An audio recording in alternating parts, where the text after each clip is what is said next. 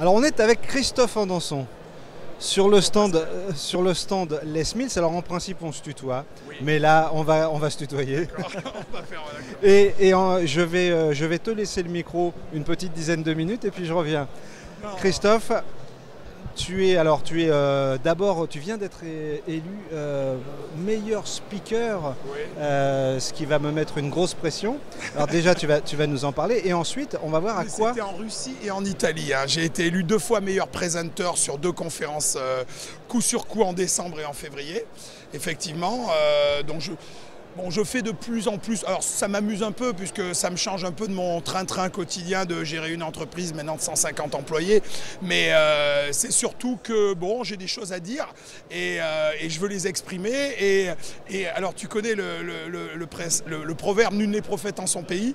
Et ben effectivement, je fais plus de présentations à l'international que dans mon propre pays. Voilà. Bon, pourtant, il se passe des choses aussi à Aix, hein, le siège de l'entreprise.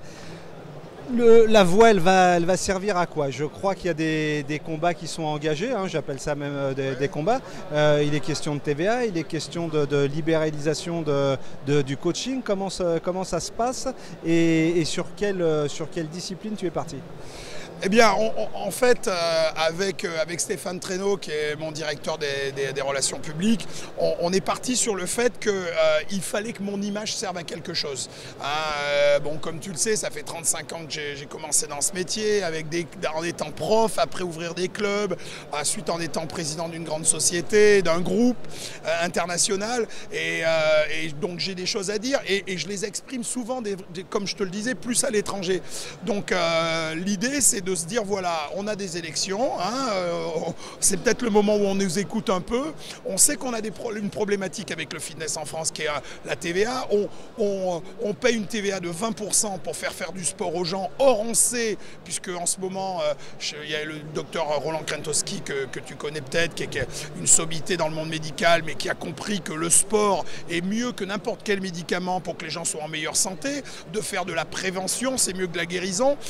Il y a 2 ans, le Surgeon General, qui est l'équivalent du ministre de la Santé aux États-Unis, a ouvert notre conférence aux États-Unis en nous disant on a besoin de vous, sinon en 2030, le système de santé américain est en dépôt de bilan. Il faut qu'on fasse de la prévention et le fitness, faire du sport, on sait que c'est meilleur. Et on nous taxe de 20% de TVA, on taxe les gens pour faire du sport, alors que ça va leur garantir une meilleure forme et une meilleure santé, alors que c'est 10% pour aller manger et 5% pour s'acheter du McDonald's. Alors Christophe, la TVA à 5% ou à 5,5%, c'est un combat qu'on avait déjà mené il y a 30 ans. Oui, c'est un combat d'arrière-garde, mais c'est un combat qui a réussi. Regarde, bon, alors, on ne représente pas un chiffre d'affaires aussi important que la restauration ou que d'autres industries. Mais aujourd'hui, il y a 5000 clubs de fitness en France. Hein. À l'époque, quand on se battait, il y en avait 500. Donc, on est déjà... Nous, on prévoit de créer, dans un premier temps, tout de suite rapidement 20 000 emplois et 100 000 emplois indirects par le fait aussi, la deuxième chose aussi, c'est la libéralisation de l'auto-entrepreneuriat où par exemple beaucoup de clubs maintenant veulent faire appel à des auto-entrepreneurs. Pourquoi? Parce que c'est un club de fitness, quand on donne un cours, on ne peut pas donner 10 cours par jour, on ne peut pas faire 8 heures de cours, donc ça ne sert à rien de salarier quelqu'un 35 ou 39 heures pour faire 8 heures de cours. Au bout de 2-3 cours maximum d'1 heure, le prof il est vidé et c'est pour ça que la moyenne des profs en France dure entre 3 et 4 ans et après ils arrêtent. Donc l'idée c'est de prendre des gens qui vont faire quelques heures, mais ils ne peuvent pas être salariés, ils peuvent être auto-entrepreneurs. Et malheureusement pour nous, il y a un club qui a essayé ça dans le sud de la France, qui s'appelle Fitlane, et qui a été recadré par l'URSSAF, et donc qui a perdu énormément d'argent, et ils lui ont mis tous ces auto-entrepreneurs sur un statut de salarié. Et là, par exemple, si on veut salarier une personne qui fait 1 heure de cours par semaine, je dois lui faire un CDD à chaque cours.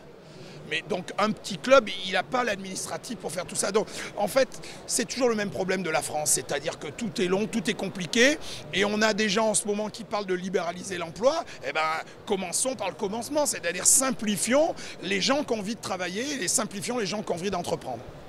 Bon, il y a peut-être des places ministrables à prendre, hein, Christophe, hein. Alors là, on va se recentrer sur là où les marques. Oui. Chez Les Mills, on avait eu Grit. Il s'est passé quoi depuis? Il y a un scoop?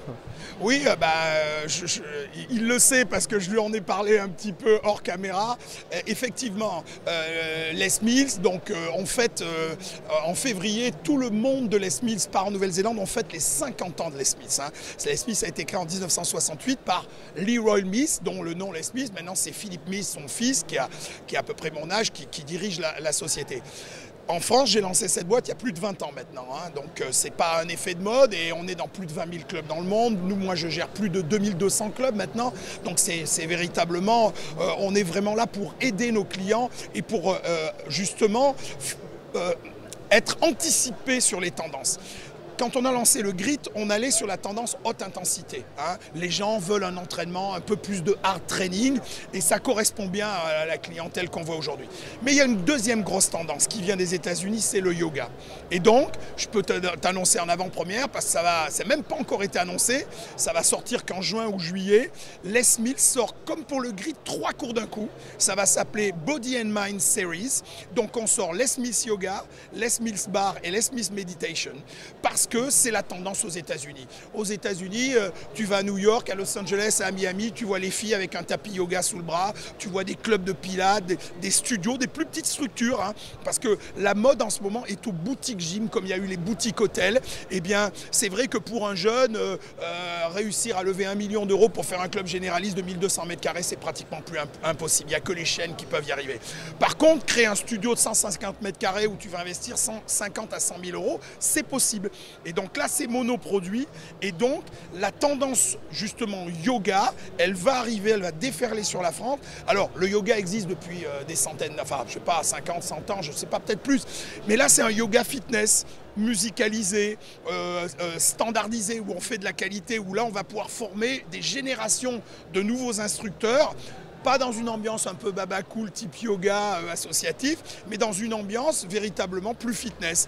Et donc Philippe Mills y croit beaucoup, sa femme est à fond là-dedans, Jackie Mills qui est médecin, c'est une fan de yoga et je pense que c'est elle qui a poussé à cette initiative.